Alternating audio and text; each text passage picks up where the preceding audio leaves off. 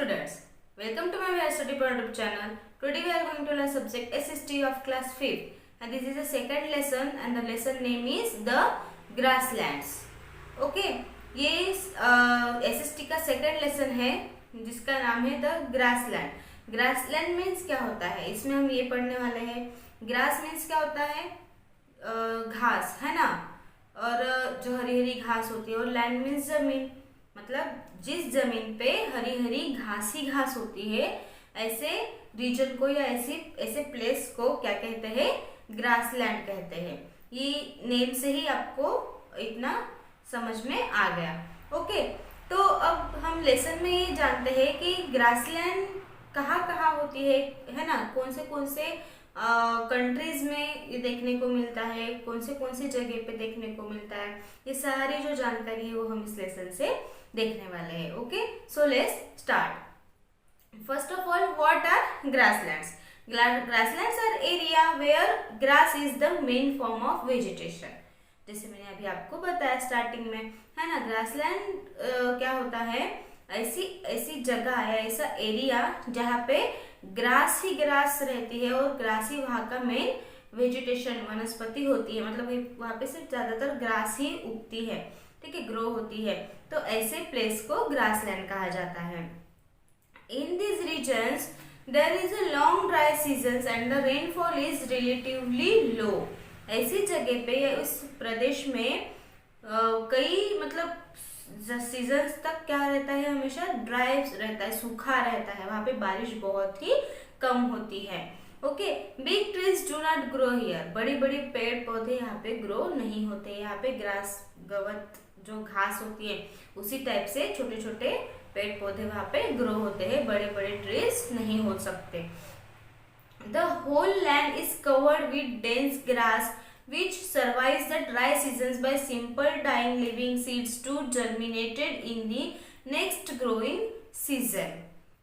इसमें बताया है कि वो जो पूरी जो जमीन है वो पूरी किससे कवर होती है, ग्रास से कवर्ड होती है, और वहाँ पे वो ड्राई सीजन होता है, इसलिए ड्राई सीजन में ही सरवाइव करने वाली वेजिटेशन वहाँ पे हमें देखने को मिलती है. ठीक है. The temperature grassland lie between latitudes 23.5 degree north and 63.5 degree north and 23.5 degree south and 66.5 degree south. ठीक है, वहाँ का जो ग्रासलैंड का जो टेम्परेचर है वो बताया कि किसके बीच में उसका टेम्परेचर होता है. लैटिट्यूड्स में 23.5 डिग्री नॉर्थ और 66.5 डिग्री नॉर्थ के बीच में वहाँ का टेम्परेचर होता है, नॉर्थ साइड में. और साउथ में कौन सा होता है, 23.5 डिग्री साउथ और 66.5 डिग्री साउथ, इन दोनों के बीच में उसका टेम्परेचर होता है. Now second point is different names. ठीक है, मतलब अलग अलग रीजन्स में ग्रासलैंड्स के अलग अलग नेम्स है. ठीक है. The temperate grassland are called by different names in different countries. अलग अलग देशों में जो ग्रासलैंड्स हैं उनके अलग अलग नेम होते हैं. नॉर्थ अमेरिका में उसको प्रेयरीज के नाम से जाना जाता है. साउथ अमेरिका में उसको पैम्प्स के कहते हैं. ठीक है. और साउथ अफ्रीका में उसको वेल्ड्स कहते हैं, और ऑस्ट्रेलिया में डाउन्स कहते हैं, और रशिया में उसको स्टेप्स कहते हैं. ठीक है. ऐसे अलग अलग जगह पे, अलग अलग प्लेस पे अलग अलग नाम है उसको, ग्रासलैंड्स की जगह को. ओके, तो सबसे पहला है प्रेयरीज. प्रेयरीज देखते हैं हम. The prairies stretches from the central part of the United State of America west of the Mississippi to the foothills of the Rocky mountains. ठीक है. जो प्रेयरीज है जो कहाँ आता है, ये United State of America, America में जो ग्रासलैंड्स एरिया है उसको प्रेयरीज कहा जाता है, और वो वेस्ट ऑफ द मिसिसिपी के वेस्ट पार्ट में आता है, और वहाँ पे बहुत बड़े बड़े क्या है, माउंटेन्स भी हैं. This region consist of flat और highly land covered by tall grass for miles and miles. ये जो प्रदेश है वो पूरा कैसा है, फ्लैट है. ठीक है. और या बड़े बड़े मतलब कुछ जैसे हिल टाइप जमीन है उसकी, टेकड़ी जैसी, और वो किससे कवर्ड है, पूरे बड़े बड़े ग्रासेस से कवर्ड है, ठीक है। माइल्स टू माइल्स मतलब मीलों दूर तो कभी अगर आप देखेंगे तो वहाँ हर तरफ आपको ग्रास ही ग्रास दिखाई देंगे। This gives the impression of a sea of grass. The prairies are watered by the Mississippi river and its tributaries. ये जो ग्रासेस है, प्रेयरीज जो है, इसको पानी कहाँ से मिलता है, मिसिसिपी के नदी से, ठीक है, मिसिसिपी रिवर से उसको पानी मिलता है, ठीक है। वहाँ का क्लाइमेट देखेंगे, क्लाइमेट कैसा होता है। Being in the temperate zone the prairies have hot summers and cold winters. ठीक है, प्रेयरीज में जो क्लाइमेट है वो समर में हॉट होता है और विंटर में कोल्ड होता है। There is moderate rainfall in summer though occasional winter showers do accrue.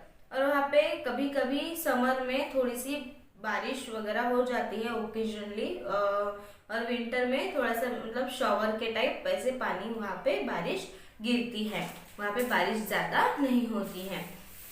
वहाँ की वेजिटेशन और वाइल्ड लाइफ देखते हैं। The soil here is dark and fertile. वहाँ की जो मिट्टी है वो कैसी होती है, डार्क और फर्टाइल होती है, सुपीक होती है।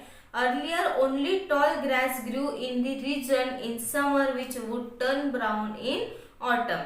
और वहाँ का जो शुरुआती में मतलब ऐसे बड़े बड़े ग्रासेस वहाँ पे ग्रू होते हैं, तो समर में उस रीजन में तो वो कैसे कलर में आ जाता है, ऑटम कलर में, ठीक है। ब्राउन मतलब ऑटम सीजन में वो ब्राउन कलर का हो जाता है, ठीक है। Herds of bisons roamed around freely, but with the arrival of people in this area, most of the bisons were killed for meat. और वहाँ पे बिसन्स नाम के कुछ एनिमल्स हैं जो वहाँ पे पाले जाते हैं, जंगलों में वगैरह वो मिलते हैं। बट कभी कभी मतलब लोग जो है वहाँ रहने वाले वो अपने मतलब उसका शिकार वगैरह करते हैं, उनको मारते हैं वो मतलब वो उनको खाने के लिए, है ना, उनको फिर बना के फ्राई करके वो खाते हैं, ठीक है, बिसन्स को। तो इसलिए वहाँ पे अभी बहुत कम हो चुके हैं वैसे वो जो एनिमल्स है वो, ठीक है। Now much of this area has been cleared for agriculture. ये जो एरिया है वो खेती बाड़ी के लिए पूरा साफ है, पूरा क्लियर है। The main crops grown are wheat, maize, barley and राई।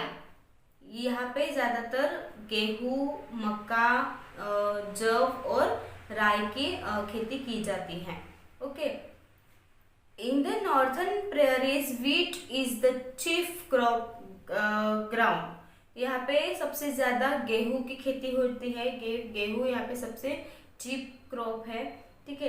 The production of wheat is so high that the USA is able to export surplus wheat to other countries. और यहाँ पे व्हीट का बहुत ज़्यादा प्रोडक्शन होता है, इसलिए यूएसए में सबसे ज़्यादा क्या एक्सपोर्ट होता है, वहाँ से व्हीट एक्सपोर्ट होता है, ठीक है। अलग अलग कंट्रीज में गेहूँ वहाँ पे गेहूँ का एक्सपोर्टेशन किया जाता है। The prairies of North America are also called the wheat basket of the world. इन प्रेयरीज को, नॉर्थ अमेरिका की जो प्रेयरीज है इसको wheat basket of the world भी कहा जाता है, क्योंकि यहाँ पे व्हीट सबसे ज्यादा ग्रो होता है, इसलिए उसको wheat basket of the world भी कहा जाता है। Cotton is cultivated in the southern prairies. Cotton वहाँ कहाँ पे होता है, कॉटन की खेती वो होता है साउथर्न प्रेयरीज में, ठीक है, साउथ साइड में। अब वहाँ के लाइफ ऑफ द पीपल देखें, पीपल की लाइफ कैसी होती है। Although most of the work such as plugging, sowing, threshing and harvesting is done with machines, life on this huge farm is very difficult because of the harsh climate.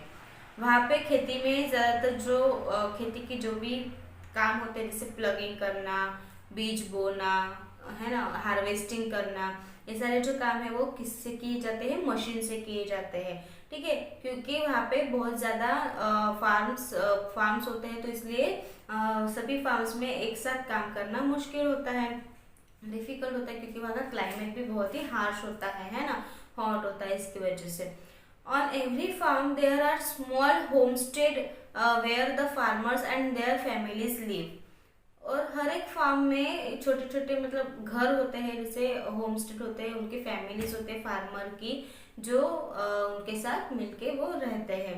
Labourers who work on the farm also live near the home stay.